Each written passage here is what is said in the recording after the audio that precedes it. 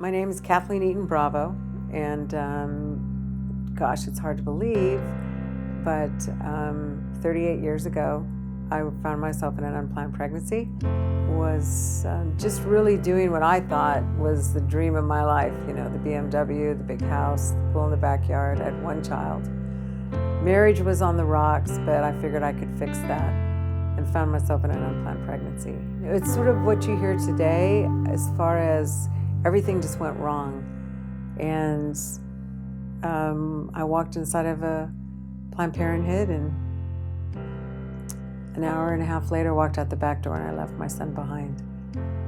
I was a mom already. I had a 1-year-old son, but I just immediately stuffed it while I was laying on that mattress on the floor in a back room with 10 other girls crying. You know, it's interesting. I always say to people, they never let you go out the front door, because all those women laying in the back on those mattresses, if they walked out the front door, everybody in the waiting room would walk out, and they'd walk out just looking at our faces.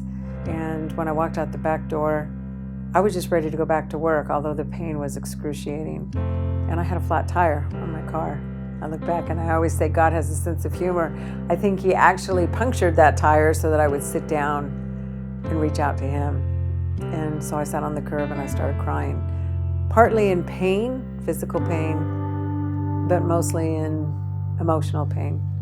But it was that 15 minutes that changed my life. And just reached out to God and said, I don't even know if I believe in you anymore, but you're all I've got. And I could feel his arms around me, and I said, just bring me one woman.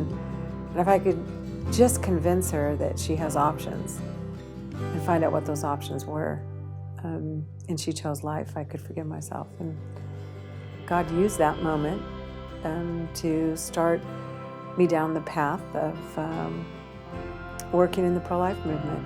I realized at that point that to really become effective in reaching abortion-determined women and giving them alternatives to an abortion. In other words, I put myself back on that curb and thought, as a woman out of college, 28 years old, smart, had a great job and a child, what is it, or what would it have been that would have helped me turn the other way and choose life? And I realized at that point it was being able to go into an alternative women's healthcare clinic that would educate me on my options and empower me to make the decision I would have made if someone had sat down and said, here's your options and this is how we can help you.